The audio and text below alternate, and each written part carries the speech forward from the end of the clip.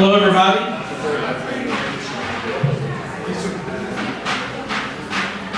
I want to thank everybody for coming.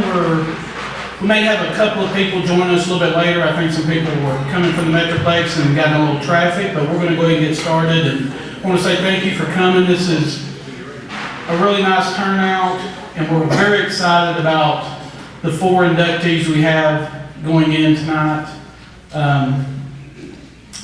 And I know they're excited, and I know that the athletic community of Sulphur Springs are excited for the people going in tonight. I will ask former coach Dwayne McMeans to come up and give our invocation.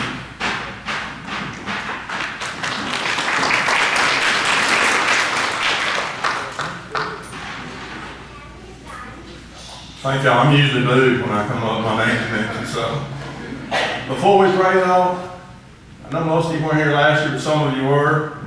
The ones that were here last year, Doug Evans and Greg Owens, they pumped me last year. So they didn't show up this year because I got the microphone. But I can talk about Day. I can talk about Bam.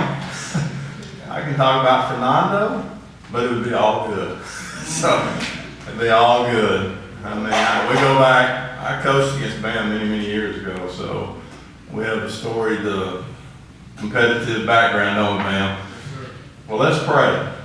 Father, what a day it is. And just, we just want to honor and glorify the men, the Wildcats that are being honored tonight. And it's a special time in their life for sure, one they'll remember the rest of their lives. And you know, they did some great things for this program. And for me being a former coach, and we're thankful for them. Thankful for that they gave up their time, their efforts, sacrifice for them to do well and for the Wildcats to do well. So we thank you for that. Just pray you would bless them, bless their families, just watch over them and protect them. We just thank you for our time tonight. Just pray that we honor and glorify you in all that we do. It's in Jesus' name we pray. Amen. I just say that whenever as the committee we get together, one of the best things is being able to relive the memories that we experienced watching the men and women who've gone into the hall, the nominees that we have, the ones that are being inducted, and it's the great players, the great teams, the great plays they made, and so tonight we'll get a glimpse of all of that. But before we get started with the inductions, I do want to thank Alliance Bank for their continued sponsorship, providing the pipes and the shirts. Special thank you to Coach Bailey Dorner with Sulphur Springs High School for her assistance with tonight's ceremony. Heather Herfel in the SSHS Culinary Department for the wonderful food that's here tonight. And News Telegram, KSST, Front Porch News, Star Country, and other media outlets for their publicity. Flipping Printing for donating the printing of our souvenir programs, and Echo Publishing for the insert of the programs in tonight's football program at the game. I also want to thank Lynn Sanders and the Civic Center staff for preparing this room for us. Special thanks to Sherry Looney. Sherry, if you'll stand up. She's the one who coordinates all of this and puts it all together and makes it easy for us. I would like to ask if you are a member of the Sulphur Springs Hall of Honor, will you please stand? Great.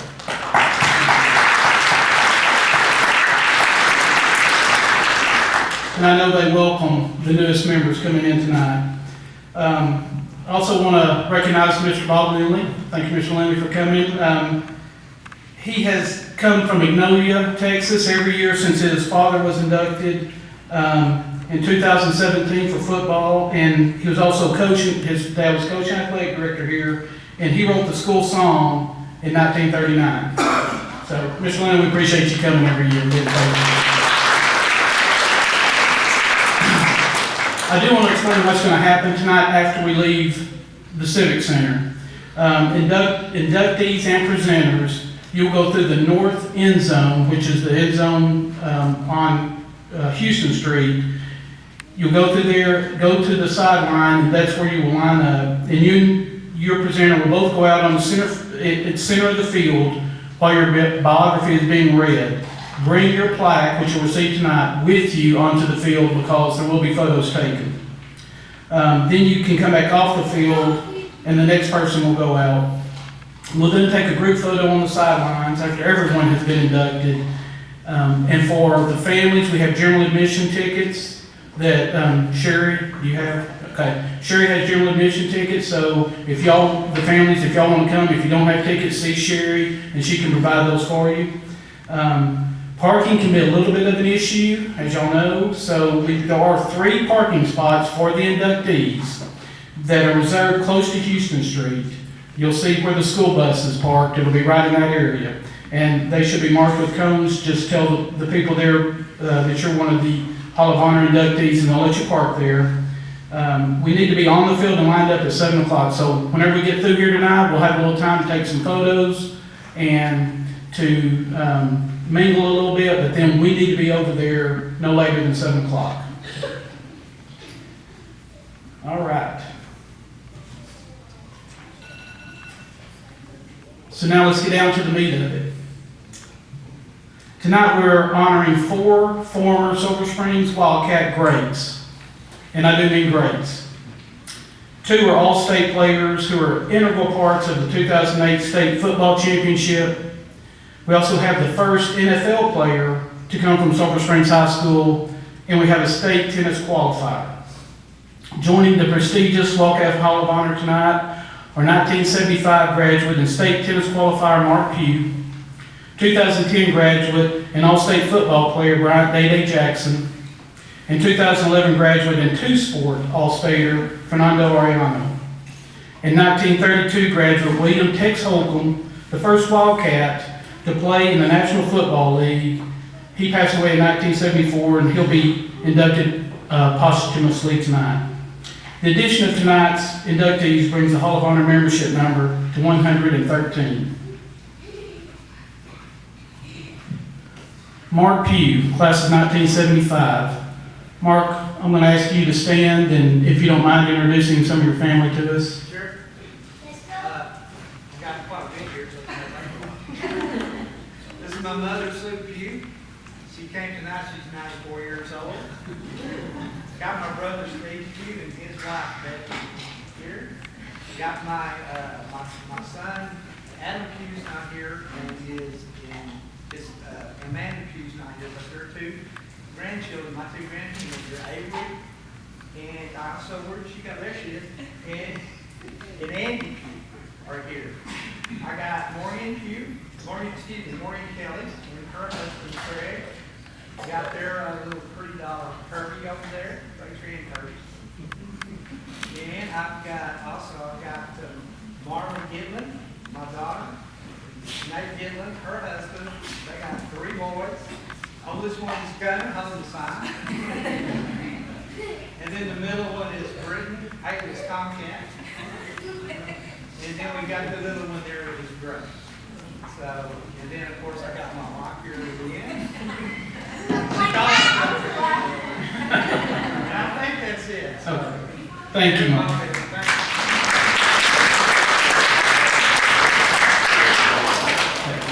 Mark was a state silver medalist in tennis and a 3-time regional qualifier. A 4-year letterman for the Wildcat tennis team, Mark won the district championship 3 of the 4 years he was on varsity. As a sophomore and junior, he won the district title and qualified for regional as part of a doubles team. It was his junior year that he and Tim Brooks won district, won regional, and placed 2nd at the state tournament. In his senior year, Mark won district in singles and advanced to the regional tournament that year as well. For his outstanding accomplishments, he was named Wildcat Team MVP his sophomore, junior, and senior seasons. In addition to his individual accomplishments, Mark also led the Wildcats to the team district championship 3 seasons as well. After his playing days were over, Mark attended East Texas State University. He then went into the construction business, first as a paint and drywall contractor, and then as a custom builder in and around this area before expanding to the Dallas area with David Wigley Homes. He's currently a construction manager with Pulte Homes. It was with Pulte Homes that he was named one of the top 25 best builders in the nation. Mark and his wife Leanne have 4 children, Adam Peugh, Morgan Kelly and husband Craig, Marley Gitland and husband Nate, and Wesley Peugh, who is deceased. The grandchildren are Avery, Kirby, Andy, Gunner, Britton Gray, and Keegan, who died at birth. Presenting Mark's plaque tonight is his classmate and fellow Hall of Honor member, Bryant.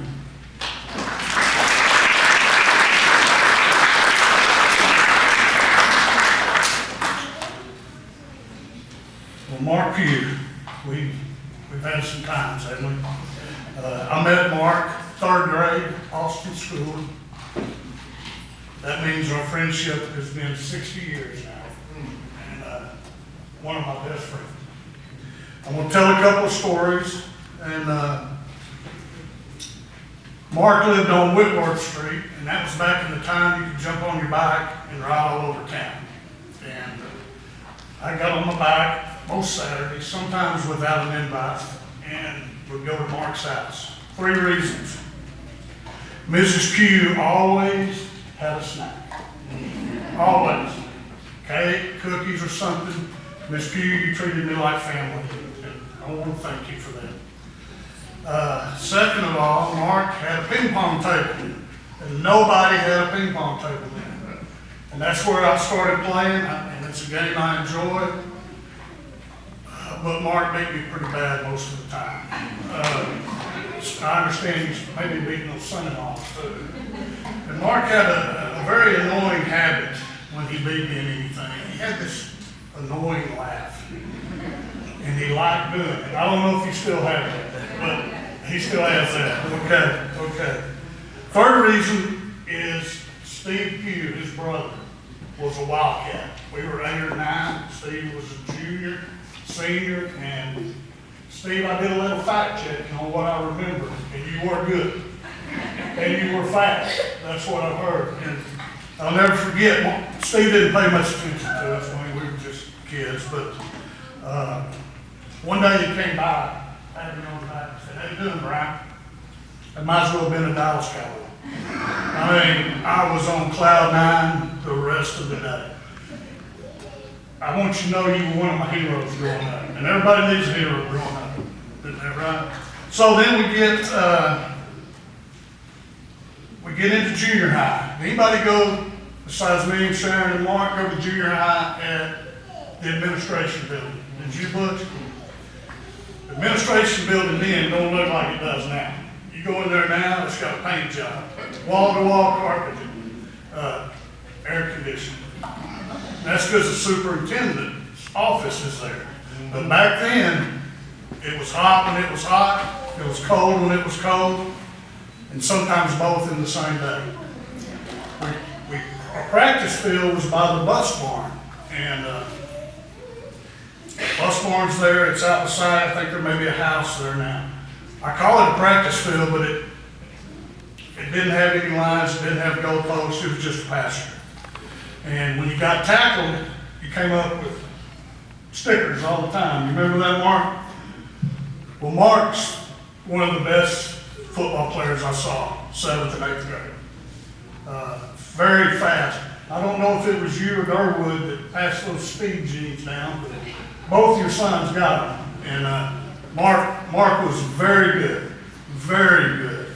And 7th and 8th grade, we had pretty good teams. And I never got to be a coach. I wanted to be one, but I always thought about like a coach. And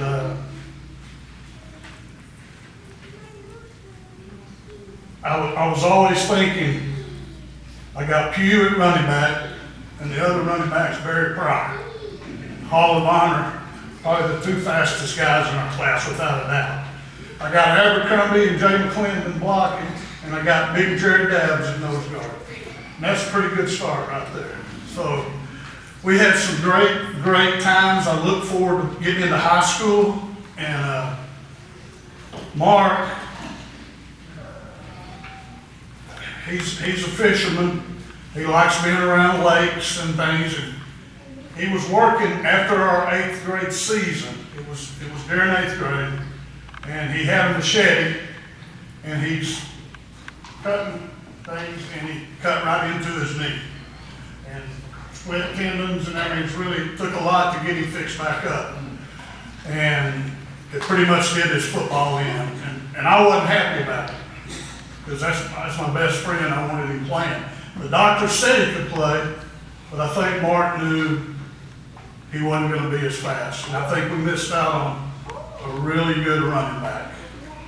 So he starts hitting the tennis ball, and I didn't really know that, and you know, I had my sports going on, and I tried to talk him into playing football. No, I can't go back out there. I can't go back out there. I'm gonna play tennis. So I get the bright idea that I'm gonna challenge him to a tennis match. And I know you remember this. I'm gonna beat him, and I'm gonna shame him off the tennis court to the football, back to the football field. So we set this thing up for about 2 weeks later. That little annoying laugh in the background all the time. And I practiced up a little bit with Steve Murray. Not much of a practice. And those of y'all that know me may be surprised, but I was kind of cocky back then. I didn't have any doubt that I would beat Mark. I don't know why, I didn't have any doubt. 6-0, 6-0, 6-0. Those of y'all that don't know tennis, that's like the Cowboys getting beat 60-0. I said, Mark, you need to play tennis. And look what he did. But Mark, I thank God, while you took your football away, he gave you what you needed. That's a tennis champion. So Mark, to you too.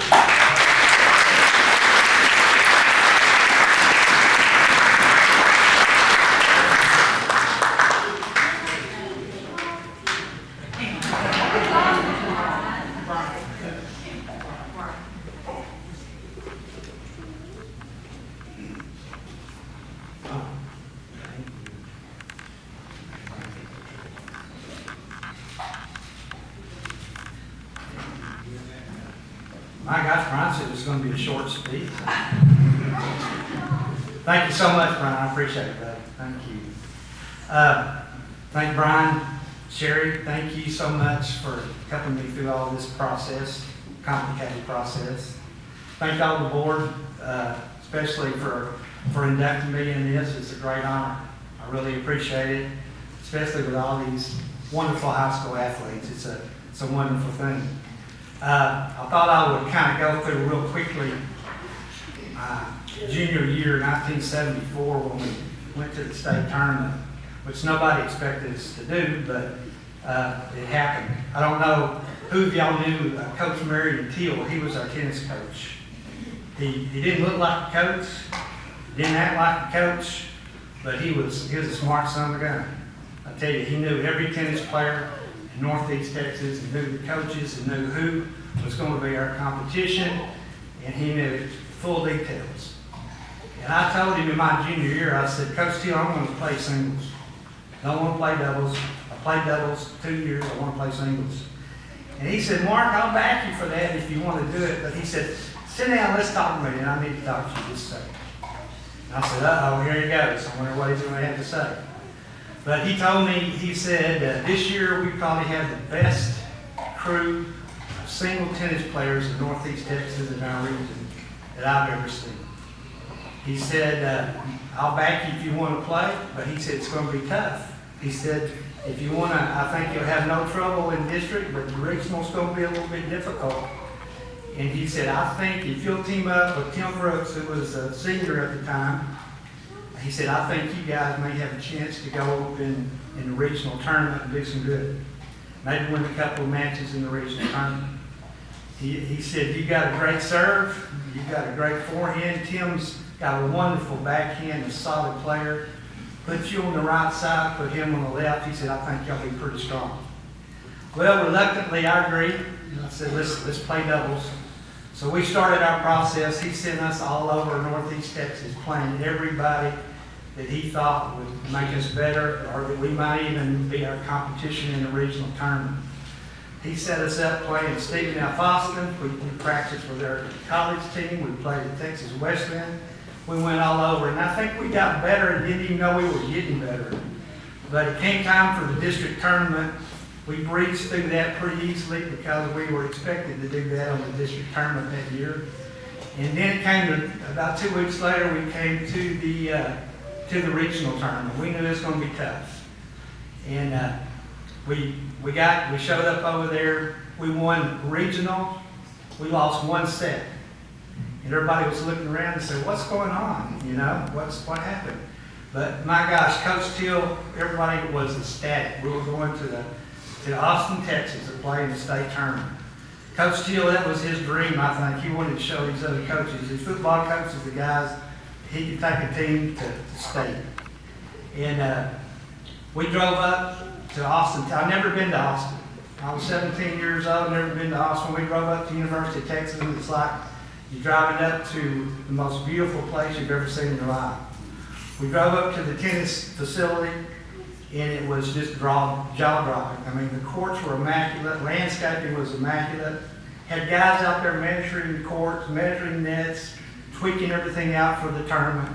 We were scheduled to play the next morning at 8 o'clock. We played our first tournament, won it in straight sets in the state. Everybody was going crazy. Coach Teal was running around like a little rabbit, just hopping around. He was so excited. And we won our next 2 matches. We lost 1 set. And here we go to the finals. This is it. State championship. We win this match. Well, we knew these guys were the best of the best. So we didn't kind of know. We're just going to do the best we could. We got pounded the first set. They beat us like 6-3 the first set. I went and talked to Tim Brooks, and I said, hey, man, we just need to swing out. We need to play like we're at home. You know, like grass is growing through the cracks in the court. We're not used to this stuff. Let's get the butterflies out and let's just hit it. And we won the second set, 6-4. And here we go. The last set for the state championship. Well, we were down 4-3. It was my serve. And if I won I had lost my serve through district, regional, and until that time I had not lost my serve. They broke my serve. We were behind 5-3, and we couldn't come back and break on that last set, and they won the state championship. But everybody said, man, were you sound sad about it? I said, no, man, we were ecstatic. I mean, second place, I didn't expect us to get to the regional, you know. We won second place, and we came back home, got a good welcome home. I got a hug from a couple of cheerleaders, you know. I never had that since then, so that was a good deal. But I learned a lot. You know, everybody thinks tennis is an individual sport. It's not. You got your teammates, you got your coaches, you got all the other coaches that are for you and support you. We had people taking us to tournaments. We had all kinds of people donating money. I mean, the tennis team didn't get a lot of money from the school, so we had to kind of do what we had to do.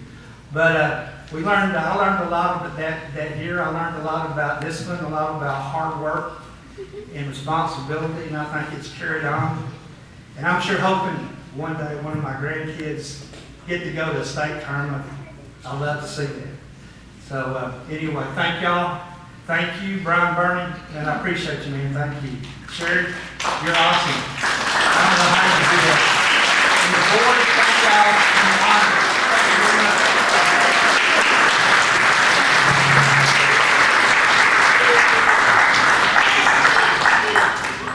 You know, I love hearing stories about coaches because coaches make a difference in kids' lives. That's one of the great things about sports, is the way that an older generation can influence a younger generation to do great things. And that carries on not just while you're in school, but it carries on past that. And Mark, I didn't have Coach Teal as a teacher. I know he's a math teacher. And back in those days, if you acted up in class, that was the time when they could just take you out in the hall and get a paddle and set you straight.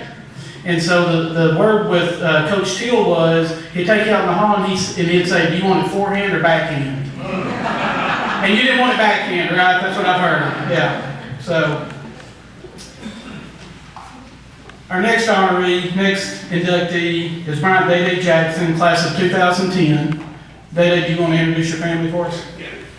So I have my wife and my son, Madison Braden. I have my mom, Keisha, my sister, Deja, my grandfather, Tommy, grandmother, Marilyn, my aunt, Shawanda, little cousin, Kendra, Nikki, and Bam, and then my aunt, London.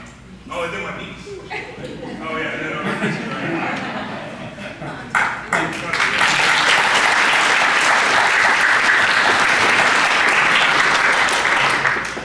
Bryant Day Jackson was one of the highly recruited talents to come from the 2008 Class 4A Division II State Championship team, as he was the first team All-State selection and was named second team Super Team by Dave Campbell's Texas Football.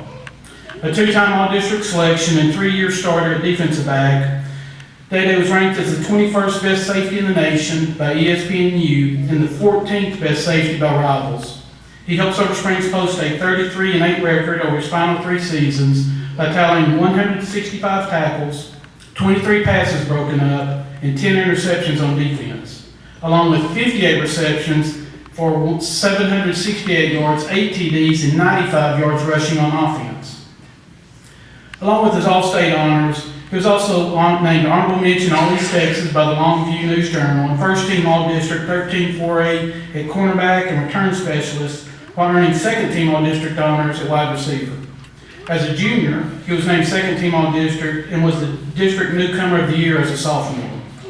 In track and field, he won the district triple jump championship and finished second in the long jump as a senior. He was also a regional qualifier in both the long jump and triple jump as a junior and the triple jump as a sophomore.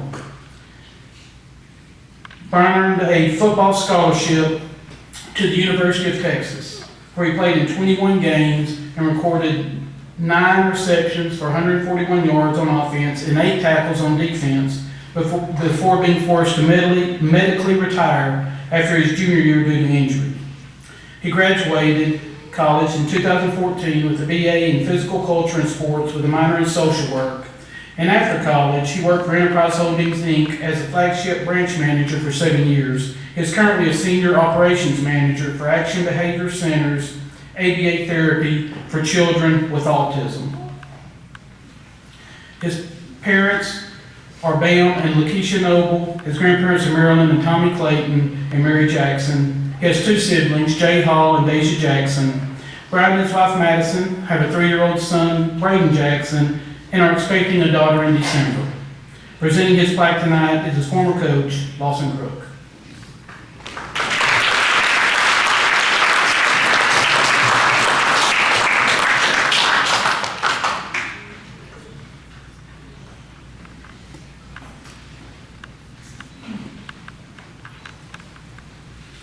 Hey, how y'all doing?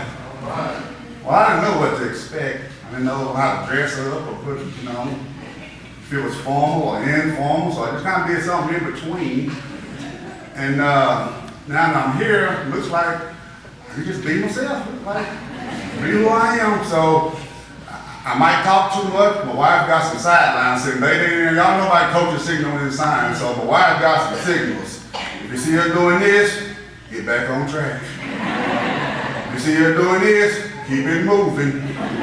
And if you see her, what's the last one, honey? What?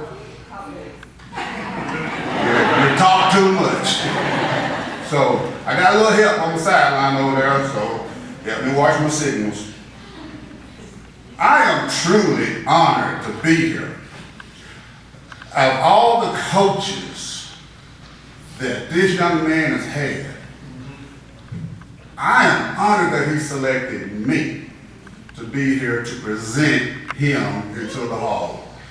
I am just a junior high coach, didn't know a lot, but I sure did love him. And I think that's why he selected me, is because not so much on the field, but off the field. He was one of my favorites. So thank you, Day, for choosing me. Coach Tomlin and all the rest that was there, but I stand for them in their shoes right now, and all your high school coaches, and we're proud of you. Well, Brian read off all the stats, but he missed one. See, middle school is where it all starts. See, y'all don't go back that deep, do you? He is also still to this day on the middle school record board with the longest triple jump in Sulphur Springs middle school history. he is still the champ right now. So it started a long time ago.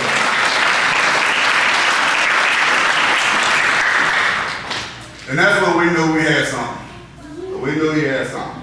Well, I kind of knew a long time ago because, you know, I've been knowing the family forever. I want to talk about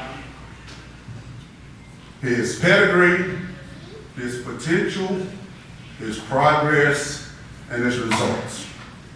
Now, pedigree. If you've been around the Sulphur Springs very long, you know what's running through his bloodline. Pure athletes from generations back athletes before he was born. Absolutely.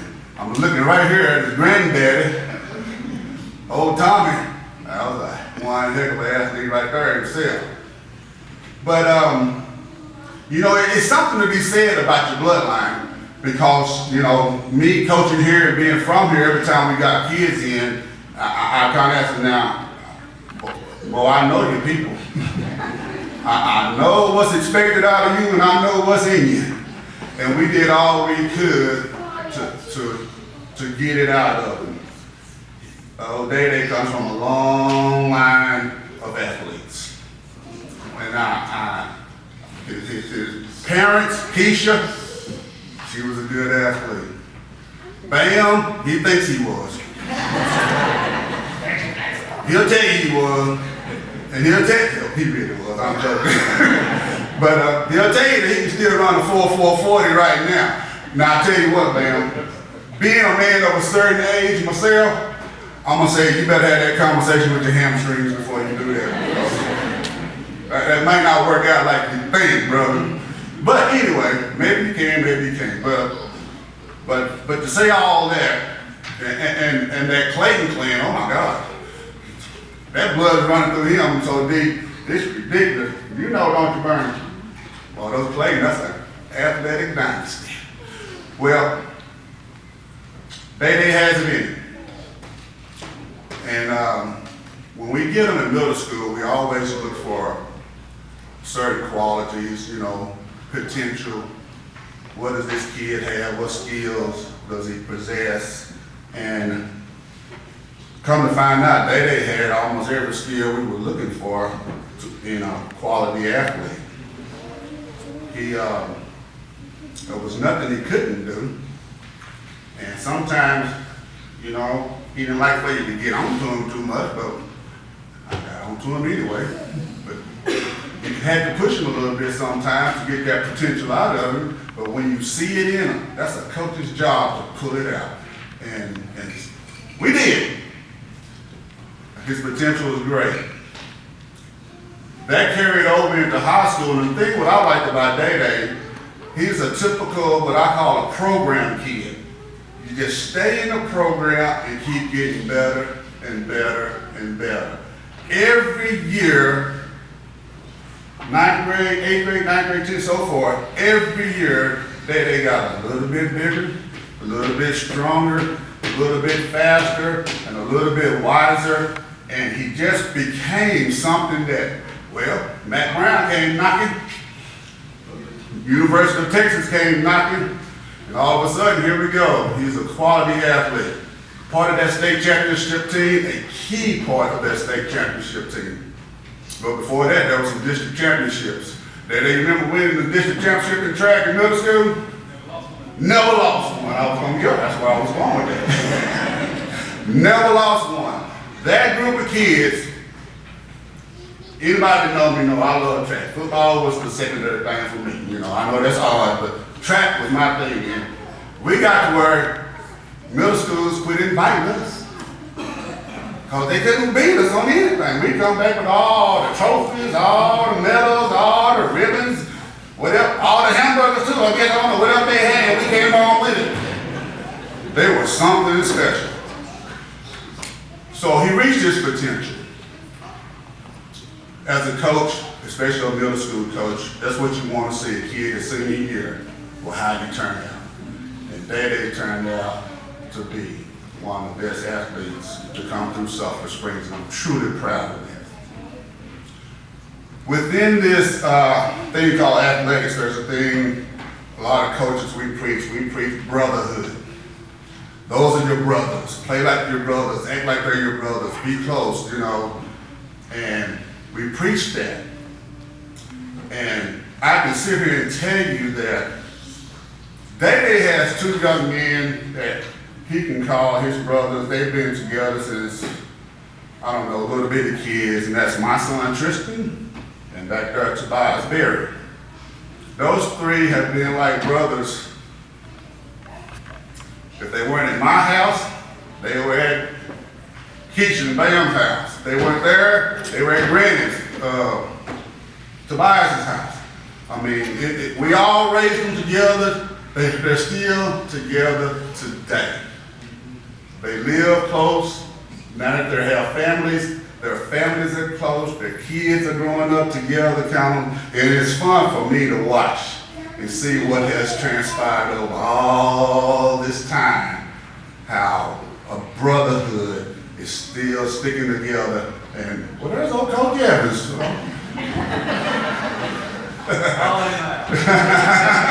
Did that on purpose, but yeah, but he knows what loyalty is and brotherhood, and he has done all the potential, everything that was expected of him and more, in my opinion. I'm proud of you.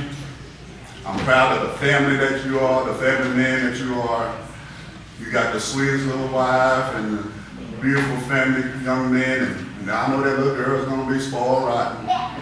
But I'm proud of you. I wish you nothing but the best, and keep on keeping on, cause you still got some more potential to do some great things. I'm still trying to talk him into coaching, y'all.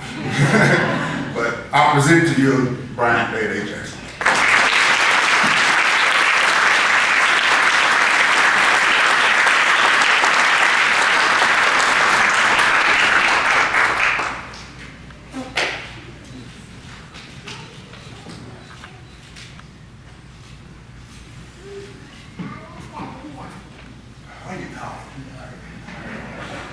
You need my title? I got one over there.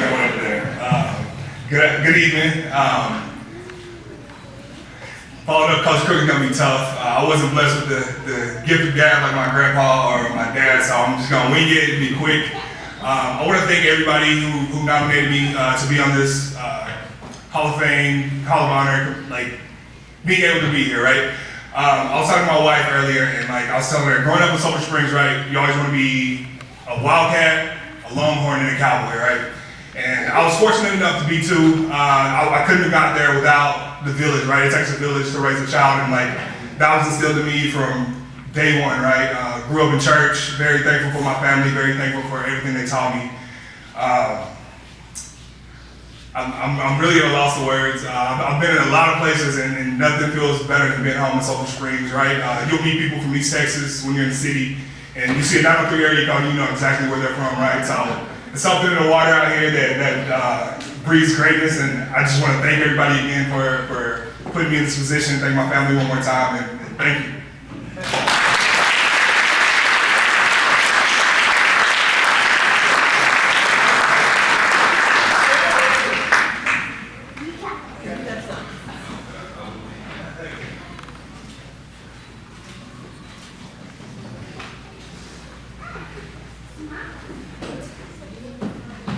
I heard a person who's being inducted into the NFL Hall of Fame who said afterwards that was the second biggest honor, that being honored by his hometown was the biggest honor. And I think that's because when you're honored by your hometown, it's people who know you, who see what you've done, and who respect everything that you become. And I know I was too young to go out to the tennis courts to watch Mark play whenever he was playing. I certainly wasn't around whenever Tex Holcomb played, but I did get to see Day and our next recipient, Fernando, did get to see them play multiple sports. And it was truly an honor and joy to get to watch them do it. So Fernando Arellano is the class of 2011. And Fernando, would you like to introduce who you have?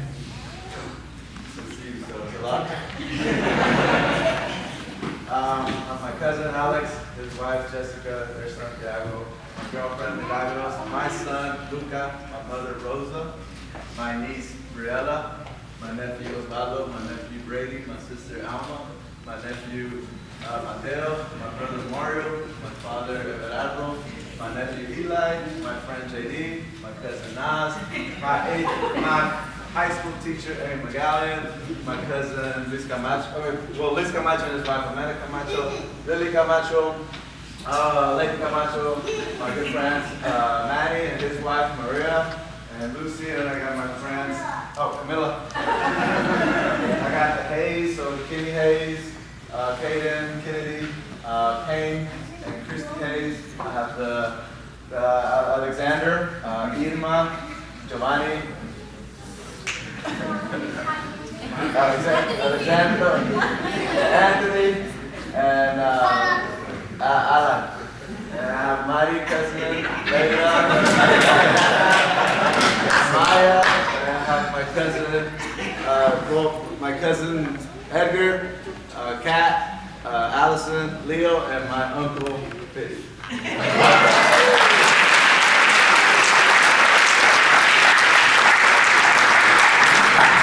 And he did all that without a script. That's amazing. But Fernando Arellano was a record-setting kicker for the Wildcat football team, but his main sport, and he also earned all-district honors in soccer. We'll talk about football first. Fernando was a 3-year starter, varsity starter in football. As a sophomore, he was the kicker for the 2008 state championship football team. His junior year, he was named second-team All-State kicker when he set a school record for most field goals in a season with 14. That record still stands. He also set school records for most field goals in a career with 23, which still stands, and most extra points made in a season and career, those still stand. His resume is even more impressive in soccer, where he was a 4-year varsity starter and 3-year captain with 21 career goals as a defensive midfielder. 21 goals as a defensive midfielder. He was named first team All-State, first team All-District, and district MVP as a senior. As a junior, he was co-MVP in soccer and was first team All-District as a sophomore. Fernando went on to play collegiately for Tyler Junior College and Richmond College, both of whom were national finalists when he played for them. He was an SCAA and NJCAA first team All-American and NSCAA first team All-East region selection. While serving as team captain, he led Richmond College to the NJCAA national championship match. He then earned a full Division I soccer scholarship to the University of Texas, Rio Grande Valley. Fernando continued his soccer career as a professional selection for Querétaro, FC Liga MX, 3rd Division, 2nd Division, Sub-20, and earned a 3-month trial with the first team. He graduated from the University of Southwest in Houston, Mexico, with a BS in kinesiology in 2017 and earned his master's degree in sports administration in 2021 from Arkansas State University. And he said today he received notification that he's accepted into the doctoral program. In the process for working on his doctorate degree at A&M Commerce.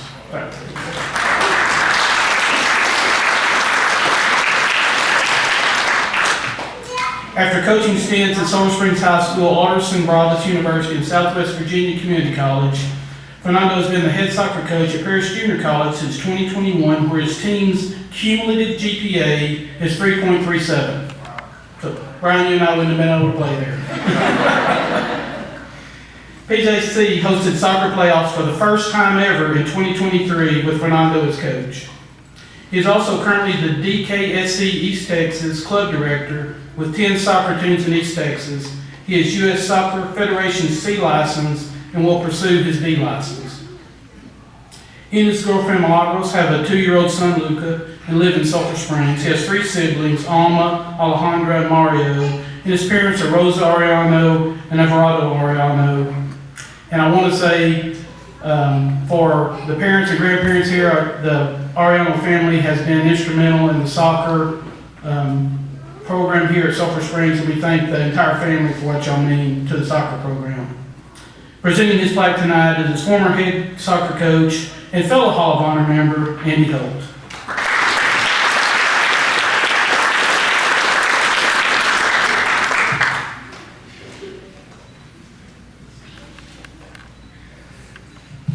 Well, good evening. My name is Andy Holt. I had the honor and privilege to get to coach Fernando and be around Fernando and his family. I'd like to start off really, being a little brother, Fernando being a little brother, super special. I want to give a shout out to his big brother, my boy Mario Arellano. He probably doesn't tell him enough, but Mario was instrumental in helping Fernando become who he is. Mario was a great role model, a great leader for him, and he was super special for our program as well, but he was super special for that guy sitting right there, and it's always great to have a big brother. So Mario, thanks for being that guy, man. But to talk about Fernando, like I said, you guys heard all the accolades. He's a two-sport guy. I want to talk a little bit about football, get some background about football. Obviously, I was not a football coach. I went out and messed with the kickers some because they were always soccer players. And Fernando, it was his turn when he was a freshman, and you knew immediately when he walked on campus, you're like, this dude's different. This guy's super special. And you go out there, and like Butch just talked about, his sophomore year, became the varsity kicker for football. And I would go out there I'd spend about an hour every day kind of going out there because kickers, kind of like goalkeepers, Mario knows this, hey, y'all go down there and do what y'all do, and then we'll call you later on, and then we'll have you join us.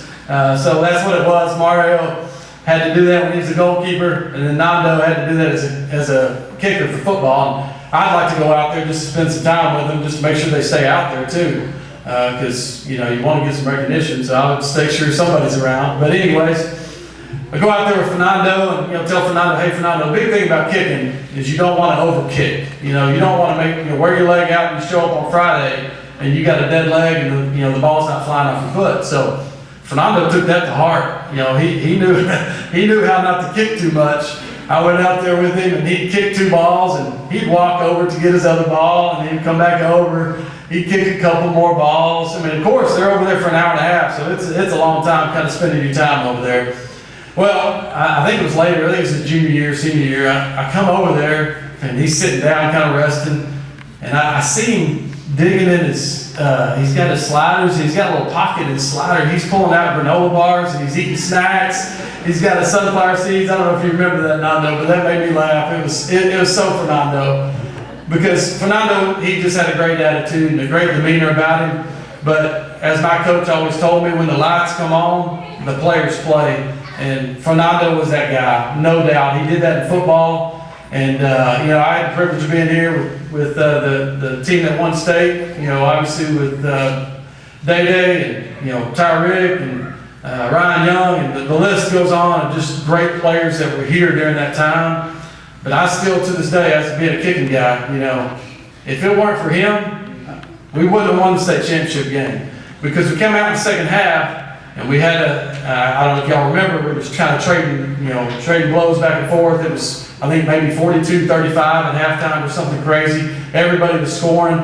We're like, hey, we got to kick an onside kick. And Fernando lines up like he's going to kick it deep, and he lays one perfect over to the right. We go down there and recover the ball, and then we go down and score, and we go up 2 touchdowns, which at that point, it was over because the offense was going to just keep putting points on the board. So, like I always said, if it wasn't for him, we wouldn't have won state championship here. But obviously, there were some great players as well. But that was kind of the kicking side of it, the football side of it.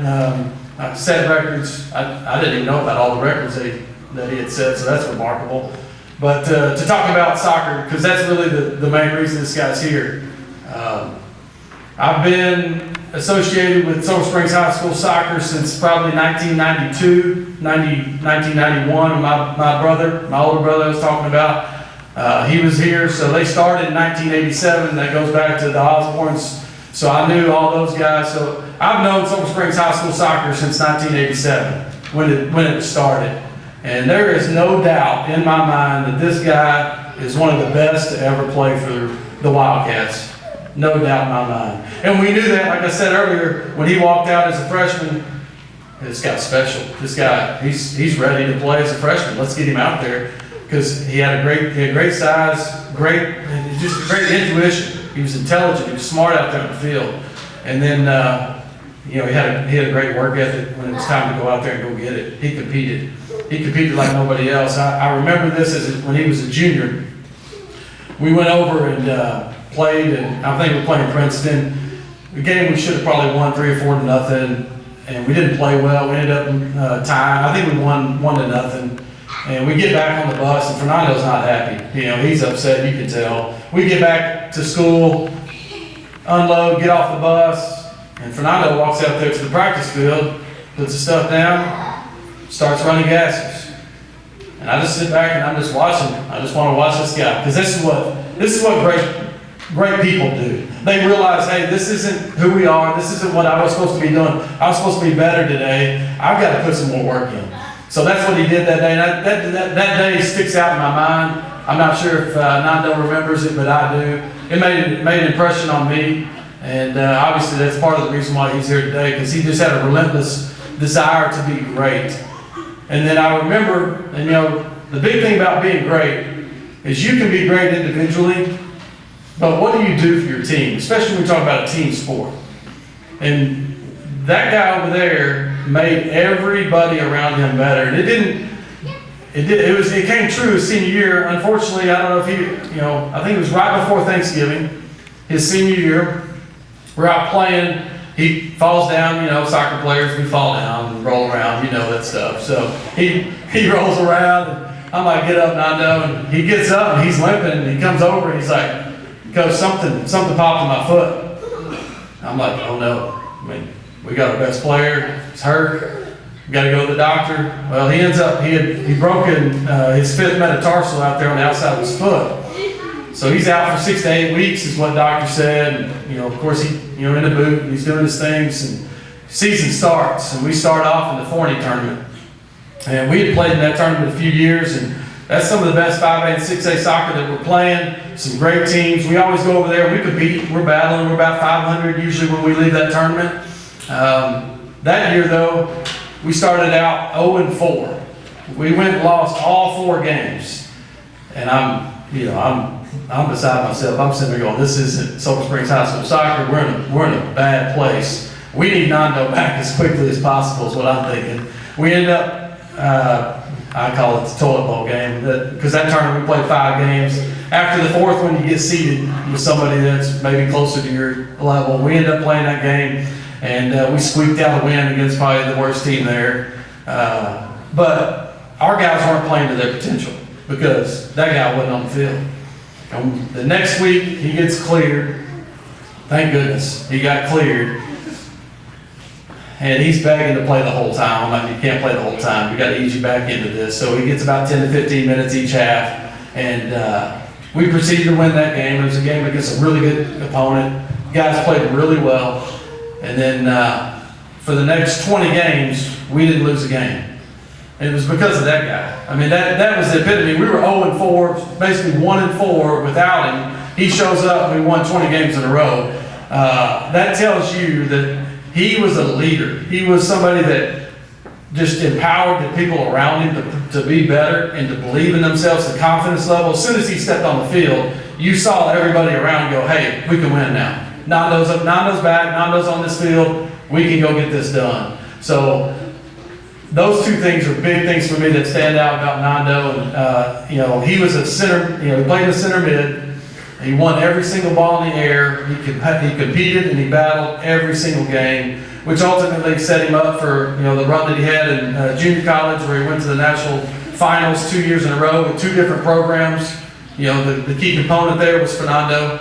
And then he obviously went on to UTRGV and did great there and had a little stint down in Mexico playing some professional soccer. So it was an honor and it was a privilege to be able to coach that guy, and it's more of an honor and privilege to see what he's doing now, because now he's impacting the future. He's impacting the players that are moving on, and I know he probably may not know it or not, but there's a little guy named, his last name's Robles. He's now playing professional soccer down in Mexico. and I guarantee you, he looked up to Fernando. I guarantee you, he looked up to Fernando.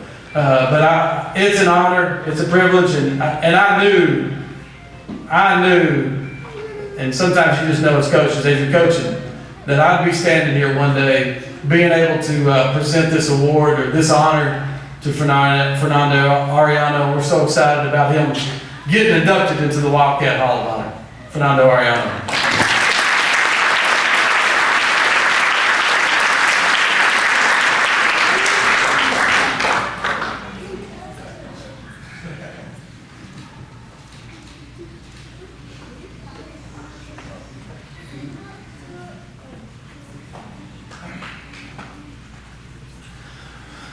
Good evening. I don't know if I can compete with that speech there, but I'll do my best. First and foremost, I want to thank Butch and Sherry. Thank you for everything you've done for me. It's an honor to be here, standing in front of familiar faces, families and friends, and it's just an honor being here. Daddy told me, "Are you nervous?" I said, "No. Why would I be nervous?" And I'm sweating. And then. Well, I want to thank the Sulphur Springs community. Just thank you for just being such a great supporter for young athletes from the beginning all the way up to when they're in high school. And not only in high school, you continue to support them through their college career, their professional career, and that to me goes a long way. I want to thank the Sulphur Springs community, everybody that is on the board of the Hall of Honor of Sulphur Springs. Thank you for that. I want to thank my family and friends, obviously that you see a lot of them here, for being the rock and the true backbone of my career. Not only my career in soccer, high school football, they never missed a game, but they were also supporting me in college. Driving, UTRGV is 10 hours from here. They would drive to San Antonio to watch me play against UAW. So that support goes a long way. But they're also supporting me in my professional career as a coach at PJC. If you look at the stands, I look back and it's all my family there. And I know when somebody says something, because all I do is put my head down. Like, really? When an official makes a bad call, I'm just like, but it is great to have my family. It's a blessing to have them. Thank you for all the support and the love. Thanks to my girlfriend, my son, my mom, my brother, and to Andy Holt, who's been a true leader. To me, he's been a huge impact in my career. He's developed me into the person that I am. I know I was a hard person to handle when I was growing up, and somehow Andy Holt just found a way to direct me, show me the right way to go, and guide me. And I'm very honored and just glad to have Andy Holt in my life. And I called him and I was like, "Hey, what are you doing October 11th? He's like, "Man, I have to do this for the football game." I was like, "Well, would you like to induct me at the Hall of Honor?" So he's like, "Count me in." So just so thankful to have Andy Holt. And it's just a blessing and a privilege to be here, surrounded by just good athletes, just everybody here. I'm just truly honored and blessed and just humbled to be here, and just thank you, everybody.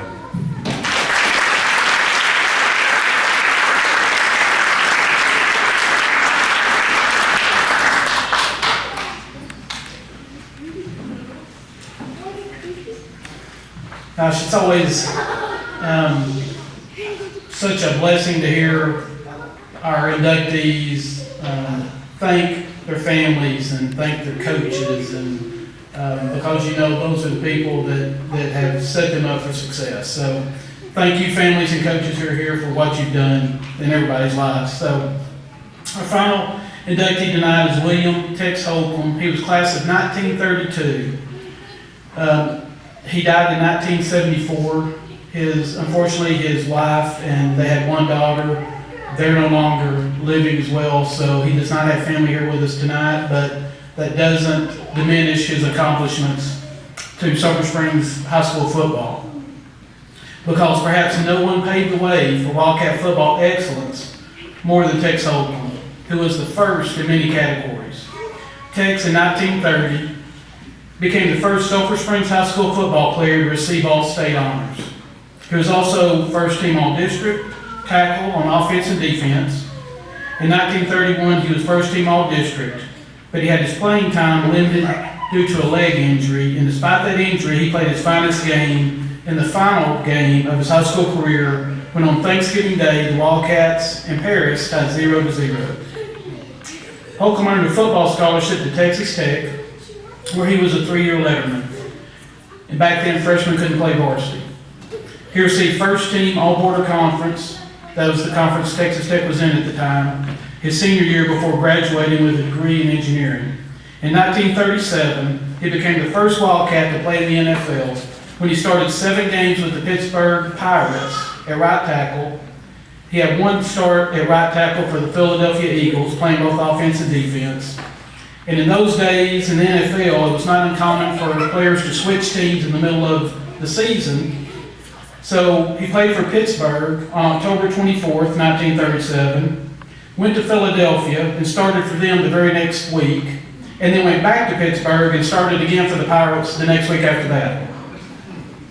And it was with Pittsburgh that he received the nickname Tex. One of his NFL jerseys is on display here in our press box and at the multipurpose building. After leaving the NFL, Tex coached high school football in Port Neches, but later moved to Sulphur Springs, and in 1945 helped SSHS coach Clifton Guest as a volunteer coach because Coach Guest was the only coach on the staff. Also during this time, during World War II, he owned the H&H Machine Company in Sulphur Springs, turning out more than 2 million manufactured items for the Army and Navy Ordnance Departments. Tex worked in several professions following the war, including General Motors. He lived in Dallas, Midland, El Paso, and Kansas before retiring back to Dallas, where he passed away in 1974. He and his wife, Vera Ruth Murray Holcomb, have 1 daughter, Carrie Ruth, as I said, and they have both unfortunately passed. We do have a picture of Tex up here without a face mask, of course, with the leather helmet. And we just want to honor him for everything that he did in being the first Wildcat All-State player and the first Wildcat to play in the NFL.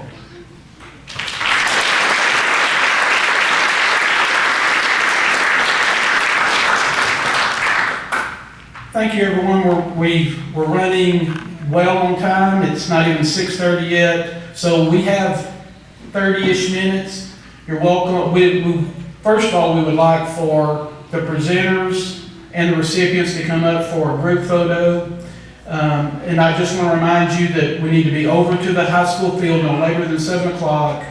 The presenters and the recipients go in the north end zone and go down on to the sideline, and from there we'll have direction on where we need to go and when we need to do that. So bring your plaques. Yes, bring your plaques with you. Sherry, is there anything else? Okay, all right, if we get we do have some photos, so help yourself to that, and so we'd like the presenters and the recipients up for a photo, please.